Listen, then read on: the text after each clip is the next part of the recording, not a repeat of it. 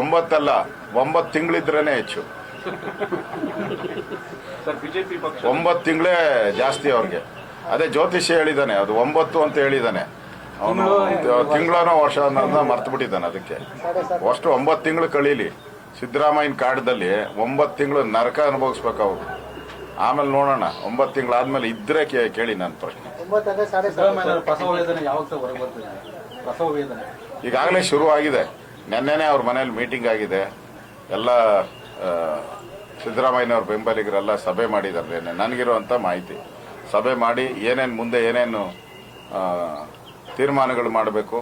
ಪಾರ್ಟಿಯಲ್ಲಿ ಸಿದ್ದರಾಮಯ್ಯ, ನಾನು ಈ ಸರ್ಕಾರವನ್ನು ತಂದಿದ್ದು, ನನ್ನ ಹೆಸರಲ್ಲಿ ಸರ್ಕಾರ ಬಂದಿರೋದು, ನನಗೋಸ್ಕರ ಜನ ವೋಟ್ ಮಾಡಿರೋದು ಕಾಂಗ್ರೆಸ್ಗೆ. ಅದರಿಂದ ಇವ್ರು ಯಾರೋ ಬಂದು ಕೂತ್ಕೊಂಡು ನಮ್ಮ ಮೇಲೆ ದಬ್ಬಾಳಿಕೆ ಮಾಡಿದ್ರೆ ಬಿಡಬಾರ್ದು ಅಂತ ತೀರ್ಮಾನ ಆಗಿದೆ ಸಿದ್ದರಾಮಯ್ಯನವ್ರ ಮೀಟಿಂಗಲ್ಲಿ. ನೋಡೋಣ ಮುಂದೆ ಏನಾಗುತ್ತೆ.